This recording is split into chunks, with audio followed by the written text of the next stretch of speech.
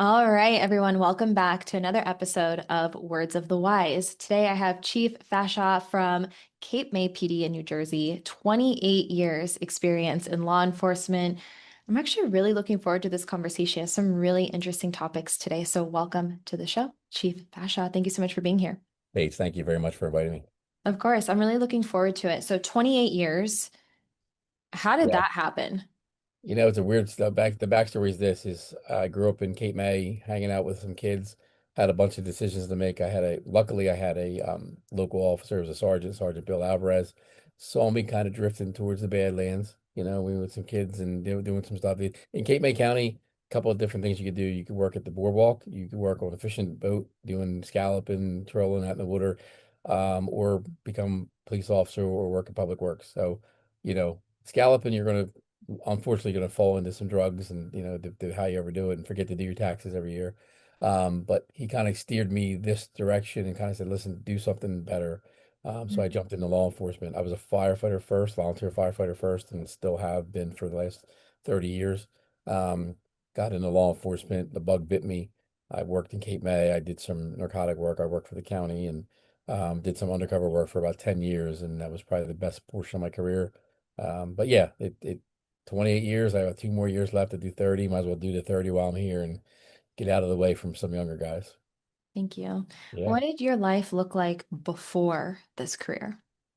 Raised by a single mom and grandmother, both who are Italian. My father's black.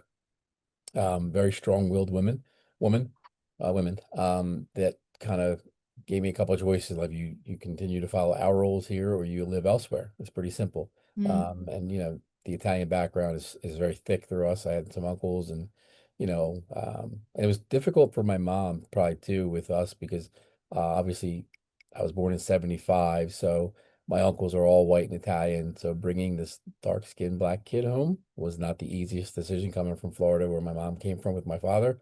So my grandmother, being from Sicily, said, "We'll just make him look like the rest of our family, Sicilian, and he'll fit right in." And just encourage my mom to not be scared and come home. So that's where it was. yeah. And we didn't grow up rich. We didn't grow up, affluent. Grew up in Cape May, but on the other side of Cape May, with closer to the projects and closer to Broad Street Court area, and I had a lot of friends that didn't have a lot of money. We were on welfare for a long time. I don't. It's not embarrassing. It was a stepping stone for my mother and I to move forward. Gave us the humbleness to appreciate everything that we have now. I have some money now. I'm able to put my daughter through school and college and my son, but I'm also able to be broke and manage and live because I know I've been there.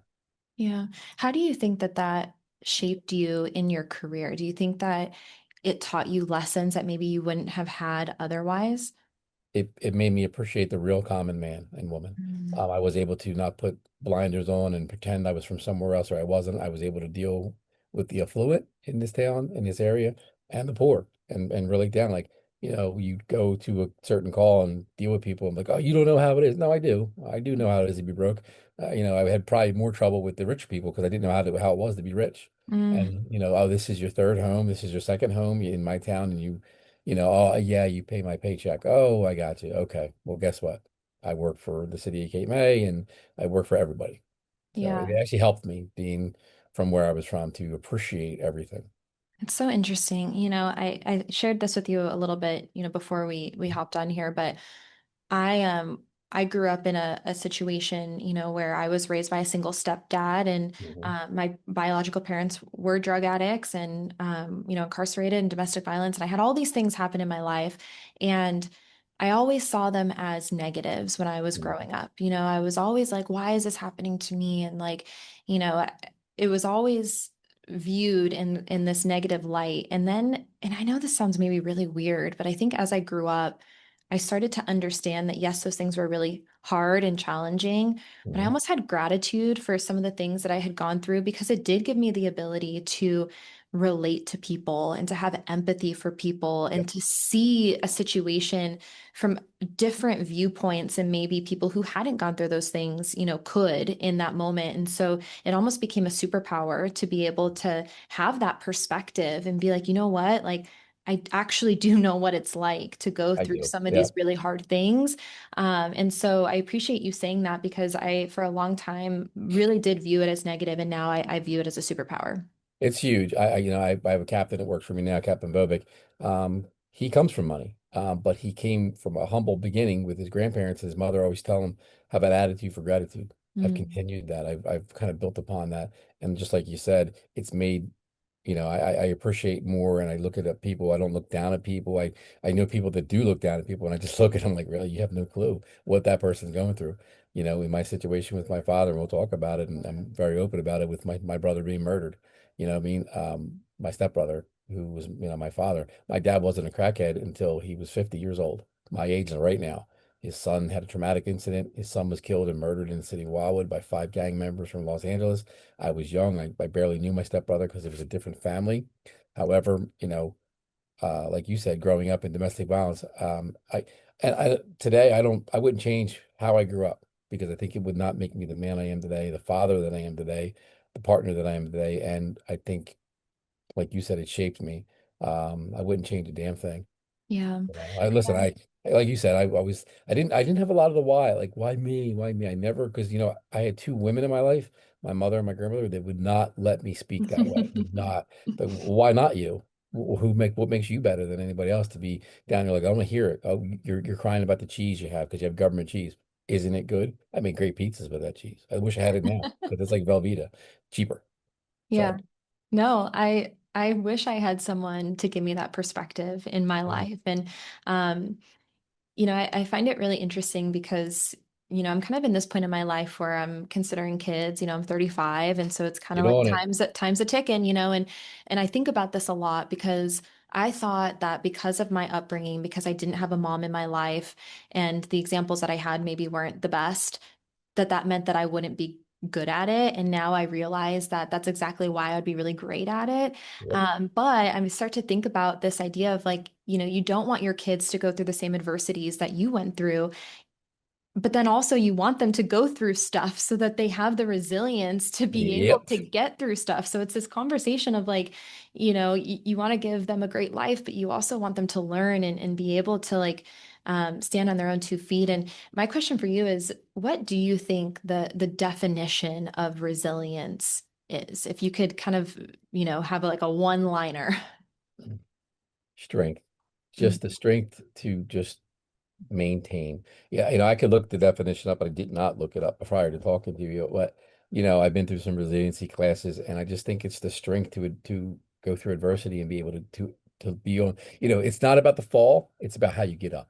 So basically having the resilience and having the ability to stand back up from getting smacked in the face and getting knocked down from whatever it is, getting told you can't do this, getting told you didn't get that promotion, getting told you didn't, you're not able to get on that baseball team. So how I raised my kids was not that, hey, we have a lot of money, we have this, we have that, because we don't.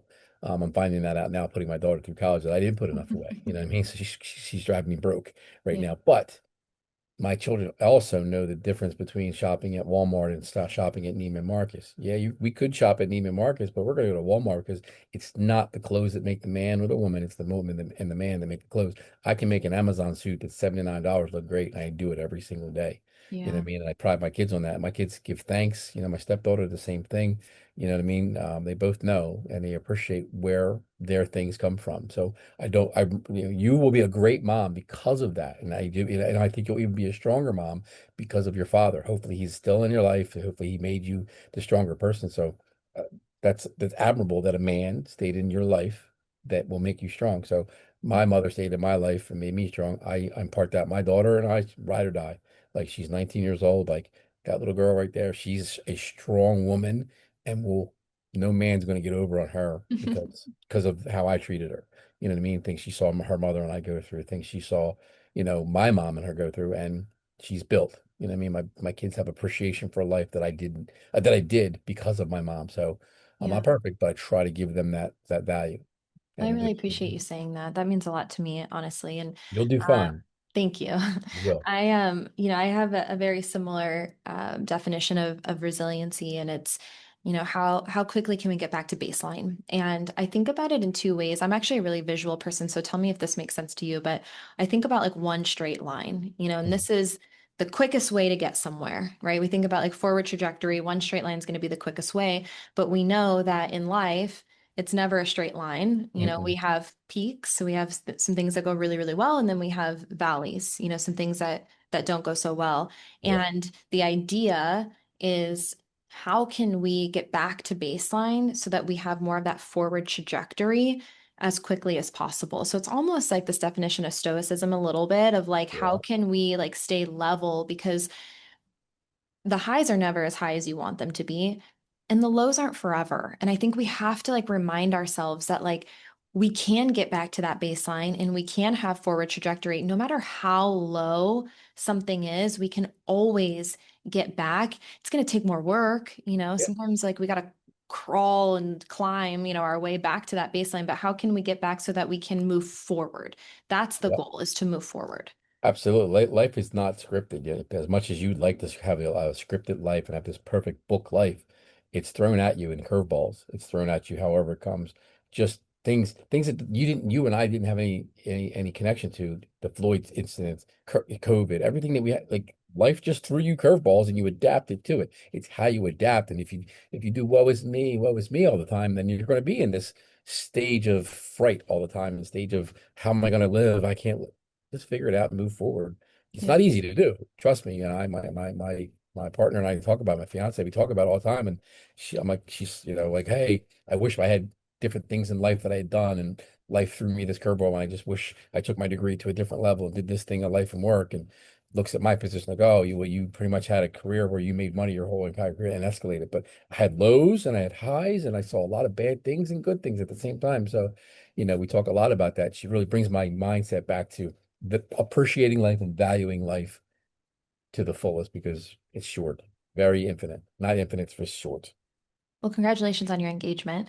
Thank you. But I agree, and I think I have to be really careful with this in my life. I think that the thief of joy is comparison, Mhm. and having that like I wish, I think holds me back sometimes. And I have to recognize, like you said, the gratitude, but also understanding that the people at the top of their game, you see them at their pinnacle. You don't see the ups and downs and all the things that happened along the way. And a lot of times we compare ourselves to that, right? We see someone who got the promotion or maybe are sitting in the chief chair right now or whatever industry you're in. You can see these people at the top and you don't maybe quite grasp the journey that it took to get there. And you may never understand that, but I think so often we compare ourselves to the pinnacle instead of comparing ourselves to the journey of what someone had to do to get there. And so I really, really try to never compare myself in any way to anybody else because you Yeah. don't have a full picture, and it really steals the joy of what's happening in your life right now away from you. That's absolute. Christine and I talk about a lot. Like, we look at these happy people on Facebook, but you have no clue what's going on in their house. Yeah. There was times where, my own kids would look happy, but we had chaos going on behind the scenes and think different things and arguments and whatever. But everyone's like, oh, well, you look great on Facebook. Well, great. Of course, you're not going to put a bad picture on Facebook, and you Yep. don't know what's going on with that person's life and that person's house. And wow, I mean, for me, like it took me a lot of studying, a lot of, there was a lot of hurdles to get here. I was fortunate enough to get here, but it wasn't easy. So I appreciate how I got here, and I kind of cast that back to my men and women that work for me, like, and we'll talk about the newer breed now, which is completely different than when I first started this job. Yeah. Well, I'm hoping that these conversations shed light on Mhm. that a little bit because we're only showing the highlight clips, Yeah, and when we walk in the building, I'm good, everything's good. Like, look at me, I'm yeah. smiling, so that must mean that I'm okay. And so by having these conversations of understanding that there's a human element to this, and like you said, it's not scripted. You never know what's going to happen, and life is always going to throw you things that you never expected. And so I think that too allows me to understand that everyone goes through something.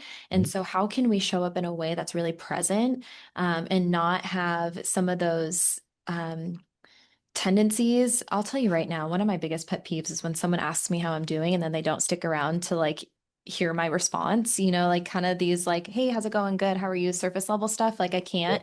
The older I get, I'm like, don't ask me how I'm doing if you're, and I'm not gonna dump on you, you know, No. but if you're gonna like show up and say, hey, how are you doing? Do you actually care enough to hear the response? And so I think that it gives me a little bit of, space to be present and understand like just because it looks like they're okay on the surface doesn't mean that that's the reality. Oh yeah, I know a lot of people that are struggling. They're just trying to figure out life and just living. We say this all the time, just living day by day, and that's I lived my life a lot of that in this last couple of years, just trying to get to the next day. You know what I mean, and trying to figure it out and go from there. And just like you said, why stick around? I've closed our circle of friends because I found that the more friends I have a lot of friends now because I'm chief, and they all want something from me, and they all want to be, hey, can you fix a parking ticket? I guarantee once this badge is different, it just says Deacon on my chest, and I'm working at Walmart. They're not going to need anything from me. And Yeah. I kind of can't wait because my phone doesn't stop ringing. It's on silent right now, but I guarantee it's pinging away. But I cut that circle down just through realizing people. Allen Iverson had a speech a few weeks ago. He was like, he thanked all the people that faded out of his life and showed their true colors because he's like, I know what to look for next. I now know how to pick a friend. Allen Iverson said that. Like that, I mean, it was crazy, play a basketball player, but and just crazy loon, but just knowing how to pick friends. And I know the signs now, like there's some really fake people out there that I thought were my friends. They truly are not. Truly are not. Do They you didn't show integrity at all, Yeah. and I saw it literally in front of me. Yeah. Do you think that the statement of it's lonely at the top is true?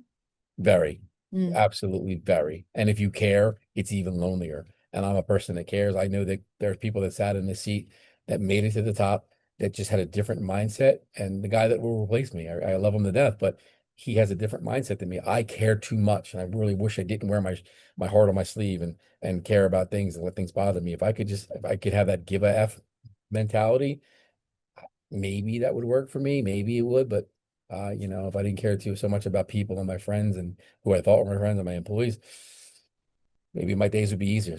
I'm unable to turn it off. I can't turn things off, turn work off. Yeah. Well, Um, I don't think that you should. You know, I think that we should have authenticity in who we are and not try to hide oh, or mask behind some of the things that maybe other people think are weaknesses or maybe are more challenging for us in the end. But showing up as your authentic self, I think is important. It's an important message. But I yeah, agree with you. You know, um I really started to notice, I actually kind of saw s- I wouldn't say the opposite, but I saw like a different perspective of because it was hard for me to feel like I'm outgrowing people or to like start losing people who you feel like were really your friends and people who had your back and understanding that they don't. But what I started to realize is as I started to invest in myself and improve myself, and I started to find more success in my life and in my career, I noticed the people who were still cheering me on and the uh-huh, people who wanted to keep pulling me back down to their level. I think that was the hardest thing is understanding that there are actually people who do not want you to win. And absolutely. how There can you are. surround yourself with the people who are truly in your corner? And you know who those people are, right? And like you said, they'll show their true colors eventually. And I think we all have intuition and to a certain extent, especially when you come from a childhood where, you know, you were kind of forced to be able to observe, Yeah, people's body language and how they acted. But that was the hardest thing for me is to understand that these people who I thought were my friends are people who actually want to see me fail. the more success I've had, the more friends I've lost, and I've realized that they're fake and they truly want to see me fail. They're jealous of my success or something I had or some type of material item. Friends, this is really corny to say, are like a rocket ship. You know what I mean? Like the Challenger that went up years ago. You weren't even born yet, but it went up. It's got two rocket boosters on it. And that spaceship goes up in the air, and then at some point these rocket boosters fall off. They're like friends are like rocket boosters, unless they're true friends. They can't rise to your level if you're going to continue soaring up. They're just going to fall off. It Yeah. doesn't make them bad people. It just makes them basically unable to go where you're going. If you truly want to go there, if you want to stay low in this atmosphere, you can, or you want to keep rising. I want to keep rising and doing the best thing. And for a man or a woman, your mother, you didn't know her, right? I know her, but No. Okay. she wasn't very present in my life. So for a father and my son, okay, and my daughter. So when a man's father, when I if I when I die, I'll be the last man that wanted to see him succeed truly for him. So he realized that, and there's a video I sent him. I'm like, listen, I said, everything I tell you is because for a reason, and we move forward. But when I pass away, I'll be the only man and the last man that truly want to see him succeed. Truthfully, there's no other man that wants to truly see him succeed. They want to be better on their own. They want to do the thing. So when he has a son or daughter, and same thing for my daughter, I'm the only man that wants to see my daughter succeed. And her mother is the only woman that wants to see their daughter do better than them. You know Yeah. what I mean? So your father, same thing. He wants you to be better than him. That's all I can ask for. My stepdaughter, the same thing. I'm not her father, but I've raised her to a point, and I'll continue to love her and make sure that she does the right thing along with her father. I know what her father wants in life. I know what her mother wants in life, and I try to guide that same principle. And I support her and her dreams and my own kids in their dreams. So it's huge. Like you said, people don't want to see you succeed. You know, Yeah. like really, they just really don't. They just want to Yeah. be better than you, make more money than you. 100%. And I think that the older I get, the more I understand the value and quality over quantity. Mm, And there's a lot of science to support that the five people who are closest to you are the most influential, right? And so you have to choose your circle really carefully. And I've been really focusing on that the last few years of like, who are the quality people who I want in my circle? You know, hmm. who are the people who are making me better? You know, you at the end of the day, if you don't, I always have a saying, and I know it sounds like so like morbid, but if you don't grow, you die. That's what I like. I always like, I Yeah. want to have a learner's mindset. I want to have a growth mindset. Who are the people who are going to lift me up? You know, who are the people who I can learn from, grow with? Who are those people who, really want me to succeed? And I want them to succeed too. And so I think that it's quality over quantity, 100%. And when I was younger, I didn't understand the importance of that. It was like, how many friends could I accumulate? And that meant that I was like really cool, and I'd like rather have five quality friends than a whole bunch of them. I 100%. look at it that way, and you have exactly the same mindset, and it's true. Like, there's so many people wishing for you to fail. It's not funny, and I, Yeah. I don't Well, need we're anybody. hard enough on ourselves. We are. Like we don't need other people like dragging us down. But you had told me about, and kind of on the topic of resilience, you said that there was a class that you took that was really instrumental. And you said, like, I wish we would have had this earlier in my career. What did you learn in this class? Like, what was it? And It why was was it something so instrumental for you? it was truly the state of New Jersey rolling out its resiliency program. The state of New Jersey, after it was before, I think it was before Floyd, but in that time frame, they were looking at the suicide rate of police officers, the alcoholism, the divorce rate, everything else there, and someone took a class somewhere and said, "Hey, we need to pass this out to all the officers around."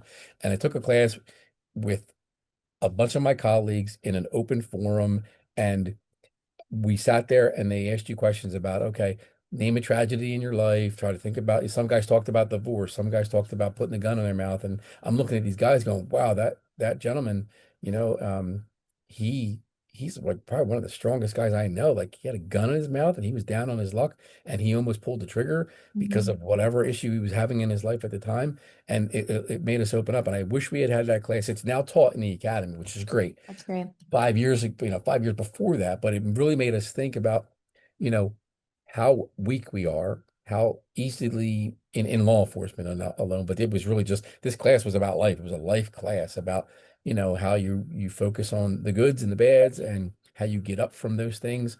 But it made us open up and really, you had grown men next to me crying. You had people talking about situations of life and no one was like, ha ha ha, look at you. It was wow, I thought he was really strong. I thought he had his shit together, and wow, he crumbled, but he Mhm. stood up and moved forward and he's able to talk about it and able to open up. And now in my department, I have resiliency officers in the department that my guys can go to. I now have a group of chiefs that I can go to and speak to them about my issues in life, any problem I'm having.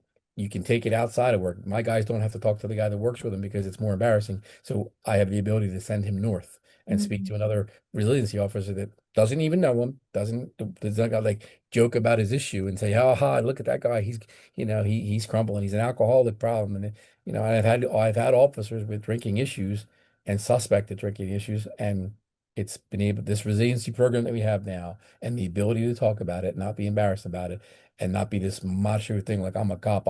You're probably one of the weakest people in the link because of what you do and because of how you do it. And if you Mm. didn't have this resiliency program, and the ability to open up and talk about it, you kind of be in a box. There's a couple things I actually want to touch on that I think is really interesting. One is this idea of weakness Mhm. versus strength, and I think it's really funny. I had this mentality of like, if I just shove everything down and suffer in silence, that means I'm really strong. And I think to a certain, extent, sometimes like you have to compartmentalize things depending on the situation, what's happening. So I'm not saying like don't ever like, I'm not saying that you have to cry on the spot, but what I'm saying is that I did every unhealthy coping mechanism you can imagine. There was a period of time where I was really going down a bad path, and you talked about kind of these crossroad moments where you're like, I had the choice to do this or this, and so I had that too, and I had like woke up on a random floor, didn't know where I was, and it was this like, okay, do I keep doing this and end up like my parents, or do I choose a different, healthier path for myself? And I thought that by escaping and avoiding and numbing, and you talked about some of those unhealthy coping mechanisms, drinking issues, things of that nature, that meant that I was strong. Yeah. But it truly was my weakness because to your point, I wasn't growing or moving forward. Yeah. That wasn't the That's resiliency of moving forward. I wasn't absolutely. processing or getting over these things or like growing or improving myself. I was pulling myself back. I was winding up on random floors where I didn't know where I was. That's Was there not strength. was there one person that pulled you out of that? One person you thought about how they would think about you if they saw you like that? Your stepdad, somebody that you thought that, like there's things for me that I knew there's certain if my mom saw me in this way, how she would feel about me, and she, Interesting. suck I it up, buttercup kind of thing, like figure it out. But yeah, it's true. I love that question. I honestly don't think that I had that mindset, but I now with you asking me that question, I do think that there would have been a lot of shame in someone, especially my stepdad. My stepdad's my best friend. I Hmm. still talk to him every single day. He actually was not my legal guardian. So him and my mom divorced, Hmm. and I lived with her for about a year, and she left me alone a lot. She was partying, doing drugs, all her things. And then one day she just like packed up my stuff and dropped me off and didn't want to be my mom anymore. So he was put in a position where he didn't have to do that, but he chose to do that. And so I think there would have been a lot of shame. And Yeah. there's still a lot of things I don't think I've ever told him or, want to tell him because I don't want him to, because he did so much for me to provide me a life that was better than what I was originally dealt. And so that's a really interesting question. And I appreciate that. I think in the moment, though, I think it was really a selfish my biggest fear was ending up like my parents. And I Mhm. always told myself, as long as I didn't end up like my parents, I was going to be okay.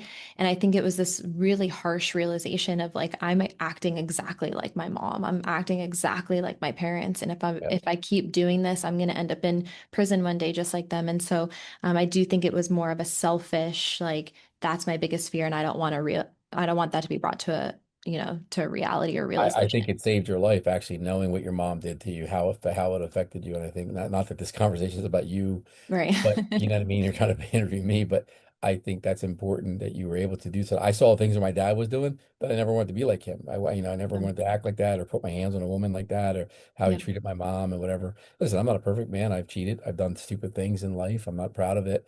Cheated on my first wife and I'm not proud of that. Try to reflect on that sometimes and wish I hadn't done different things. But, what I would tell you is thank your father. I wouldn't hide the fact of things you did. At some point, over coffee, just say, Dad, I did this. And I Yeah. was afraid to tell you because I thought you would be embarrassed or look down on me, look shameful on me. But I want to be honest with you because you saved my life. If He it wasn't did. for him, where would you be? 100%. I think about that a lot. And, kind of going back to what we talked about before of like, that's the strength, right? Like being able to overcome those things and to Yeah. keep going. And so in this class, I'm curious your opinion, of one of the importance of talking about this stuff and having open communication and transparency and vulnerability as a Mhm. leader? And do you feel like and I wouldn't just say for chiefs, just anyone who's gone through stuff. Yeah. Do you think that it's almost a responsibility to talk about this stuff? It is, and like you said, it doesn't have to be an administrative position, an executive position. I hold a lot of positions in this county and a lot of Mhm. positions in my job. And for law enforcement, it truly starts at the sergeant level. You know what I mean? And I think being, we used to bottle things up. You didn't talk about it. You didn't talk about home life and things. And, if you're a good supervisor, you got to know your people. You got to know when they're having a bad day. One thing I failed at in my relationship, my marriage, even in my current relationship, I didn't communicate as good as I should have, and it affected my relationship. But we talk about it. She asked me, just please communicate, just be straightforward, be honest, talk about it, be transparent. Let's take time. And that's the problem I have a lot of times is just not talking about, I just push it away. We talked about it last week. We're done with it. But in that person's head, they just need to get more clarity to it. Let's Mhm. talk about it. Let's flush it out and then get through it. And then we'll be okay on the other side of it. Even if it hurts getting through it. I'm learning that, still learning that as a 50, almost 51-year-old man. I think in life, you have to be transparent. You have to talk about things but you have to open up to people that you trust.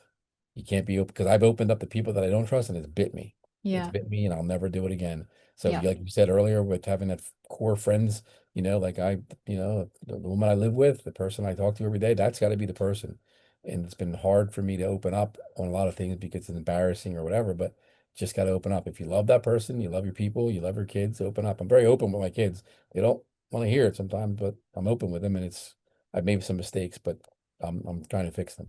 Yeah. And I think even just having the ability to have this self-assessment of like, where are my strengths and weaknesses? Because it's not always bad stuff. Like, we do a lot of stuff that's really good too, and how can we have those moments of like celebrating the wins, but also understanding, where maybe we could have done better. And I had someone tell me, and again, this is the caveat, it has to be someone in your corner, it has to be someone who wants you to win.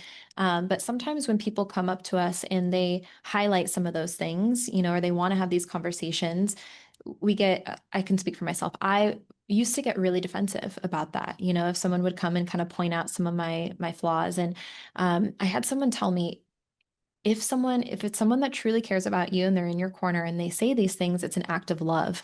And Yeah. that changed my perspective on everything because if I can view someone who's in my corner coming to me and talking to me about something that maybe I can improve upon as an act of love, that changes the whole conversation. If Yep. I can view you like you love me and you want me to be the best. And so I think sometimes we can change our perspective on things and it can be something that's productive. Mhm. The other thing I wanted to ask you, because you said resiliency officers, it sounds very similar to like a peer support, but do you Mhm. call it resiliency officers instead of peer Yeah, support?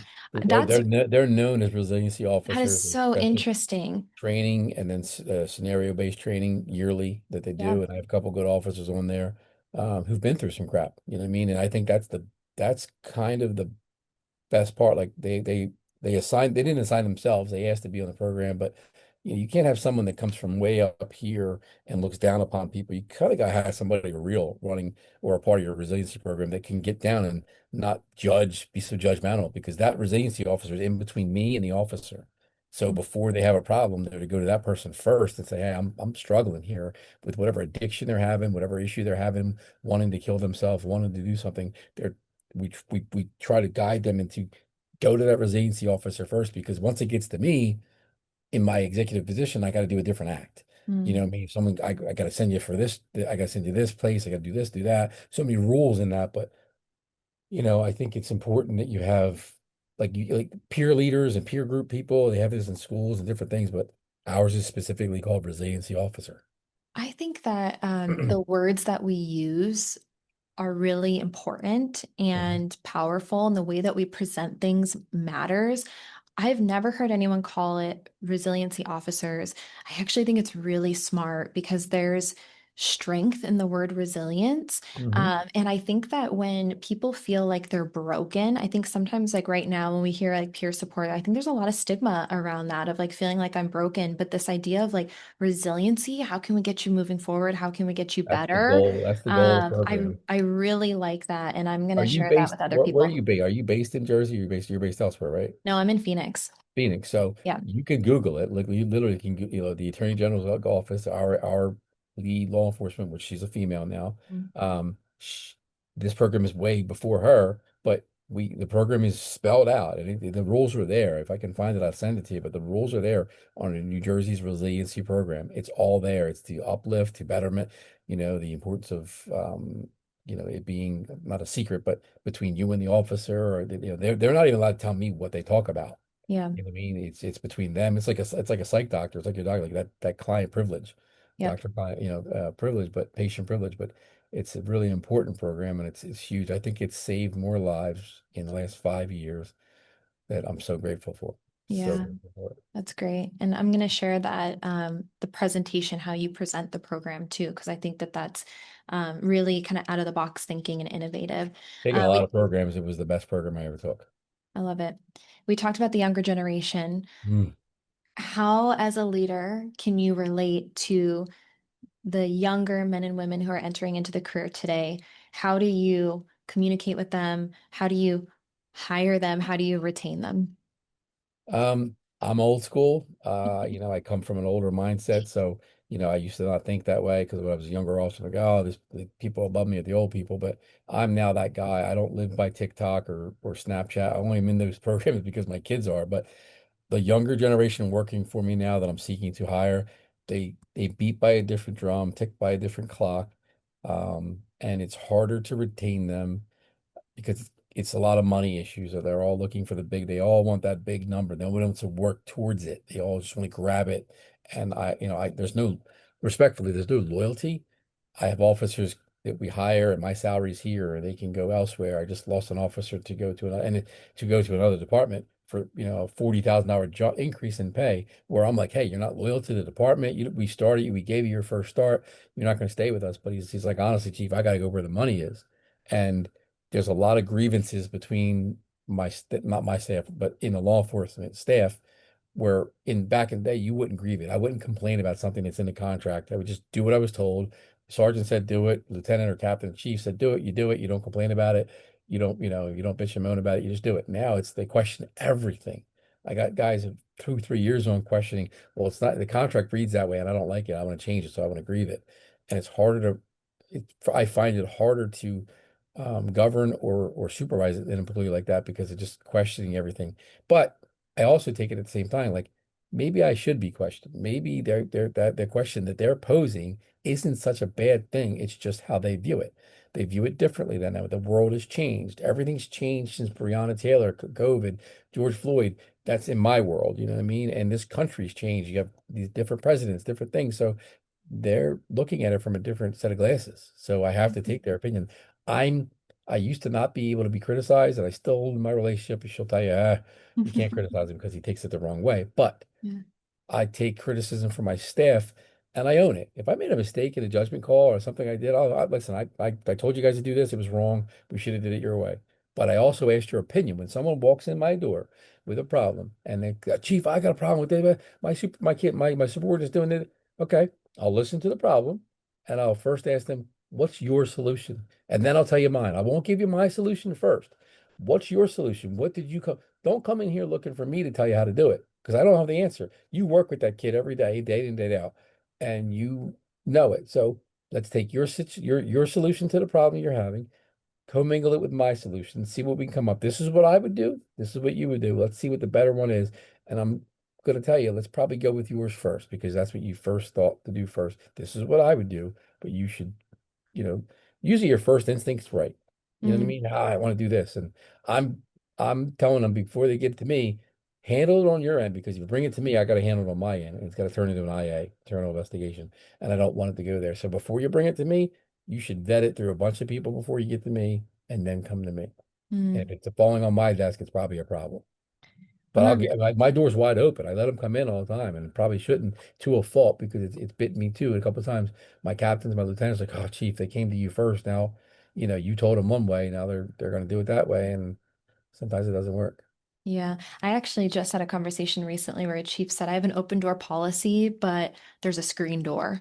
Yep. Talk And through it first. yep. And then I had someone else, and I think that the two are the same. They said wellness is about boundaries. Hmm. And I think that having that screen door is kind of that boundary of like, I don't need to hear everything. You need to have some sort of solution-based conversation, either within Yeah, yourself I or have filters. In my exactly. fifth year of being chief, I finally have filters. Hmm. Things get filtered before they come to me. I don't, Yep. I'm like the third person to hear about them now. I'm like kind of upset, but I'm like, you know what? It went through a filter process first. There's a solution in progress. There's already documentation. My lieutenants and captain are taking care of it. And I breathe a little easier saying, okay, what did you guys decide to do? Okay, it's probably what I would have did. Let's move forward. Just let me sign the paperwork. That's what we do. Yeah, That and that screen door that does helps. exist.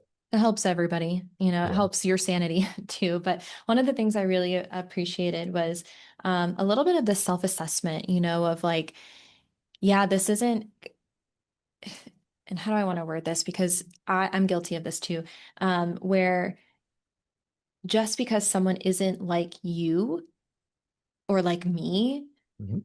doesn't mean that it's wrong necessarily. And I've done that where I've judged other people where I'm like, you don't have the same work ethic as me. You don't have this, you don't have that. But I like that you said, what can I ask of myself? Like, how are there ways for me to maybe ask more questions or for me to like adapt or to open my mind to a different way of doing things? And that's a really hard skill to have. So I appreciate you saying that because I think that we all, how we are and how we think and operate is based on our preconditioning and our past experiences with things. And for Yeah. us to be able to have kind of that like zoom out open mind of like these younger men and women are going to think differently. They're going to learn differently. They're going to want different things in their life. And how can we, as like the elders, Mhm. try to I'm the understand that old in a person certain now, way? yeah. Yeah. So, Yeah. but you look at that, and I've only learned to do that because I try to in the beginning. Why are they doing it that way?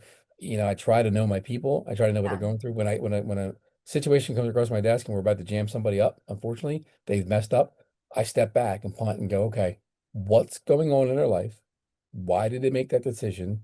And I want to know what their mindset was. Are they going through shit at home? Is something going on with them? Are they going through a divorce? Is their kid hooked on drugs? Are they having another kid? They're just not sleeping. Simple as that. I had a supervisor that just wasn't sleeping because he was having some type of issue, needed a sleep apnea machine, etc. I finally figured it out. He figured it out, told me, and he said, Chief, this is what the problem is. I'm not sleeping at night. I'm getting off and on sleep. My machine's telling me I'm up 5 hours out of the 7 hours I'm sleeping, and it's not good, and I don't even know it. So, me not, and it's been hard for me because my department has been in two buildings for a long time. Patrol division is 3 miles away, 2 miles away, and detectives, and I'm in an admin building. We're finally coming into one building, and I'm Italian. I like to break bread. And B, so I haven't been able to walk down the hallway and see what's going on. I haven't been able to go have lunch with my guys.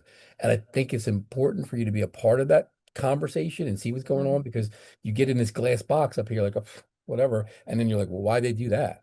And you got this sour puss on your face. Like, why'd they do that? Instead of just asking what's going on with them. And I ask, what's going on with you? Why'd you make that decision? Okay, now I'm going to make my decision based on what you told me and try to be open-minded and know that things change. This game has changed. This law enforcement thing has changed. These people have changed, their mindset has changed, and it's all about what they can gain versus what they can do. I'm a very community policing oriented chief, and I like it that way. If you ever look at my Facebook page, it's all about my kids, all about the community, all about the boxing gym we do, and we run a boxing gym, No Limits Academy, that you can't change an old head. You're not going to get here and tell me, okay, well, this is how we're supposed to do it, Deacon, and we're going to do it that way because I'm set in my ways. Try to tell your father, hey, cook dinner this way or work on your car that way. But if we can fix the younger generation and try to guide them in the right way, sometimes it'll help. You can't change an old head. You can be very impress upon a youth how to make things better. Yeah. Try to anyway. Well, yeah, proactive, versus reactive, is always the way to go. And I have one final question for you before we wrap for the day. It's kind of a two-part question. You're kind of at the end of your career. You mentioned this earlier, maybe you have a couple years left. I started this podcast because I always had leaders saying, I wish I would have done things maybe a little bit differently. And you kind of had that perspective, I think, as we get older and we start to Mhm. look back at our life. And so the two-part question is, one, is there anything that you wish that you maybe could have done differently now that you have perspective? And the second question is, what words of wisdom would you share with that younger generation coming in here? Maybe something that you did wish you would have, known earlier or something that's helped you along the way. Start with the second part of that is to the young generation, work less. I work too much, and I'm only supposed to be here 40 hours a week. I'm here 60 hours a week sometimes. This place owns me. I tell guys, now when they're having babies and stuff like, I'm like, don't miss anything. Take time off, and I kind of cringe when guys are taking FMLA now, and I'm like, wow, why you're taking 12 weeks off for have a kid?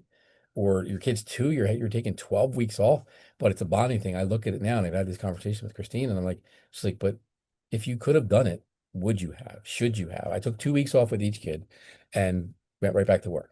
And I missed a lot. And I didn't spend time and I should have spent more time. And I tell these guys, I would tell them now, yes, go to work, work hard when you're there, but put your time in, do an honest 12-hour shift or whatever it is, go home, spend time with your kids and spend time with your family. Be good.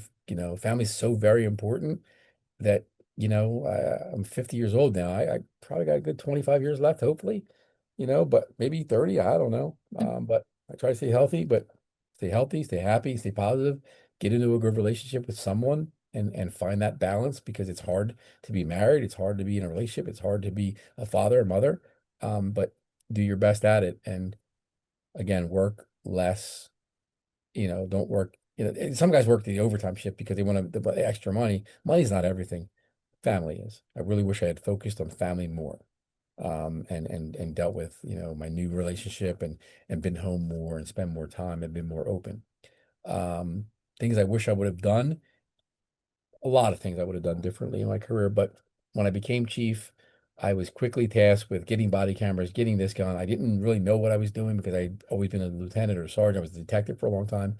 The one thing I would have done, wish I would have done more as chief was praised more and given more awards and different things because there was times that guys did things that I found out about them and I'm like, oh, I'll get to that. I'll make sure I make note of that and I'll get back to it later. But I wish I would have acknowledged officer and staff's accomplishments quicker because Mhm.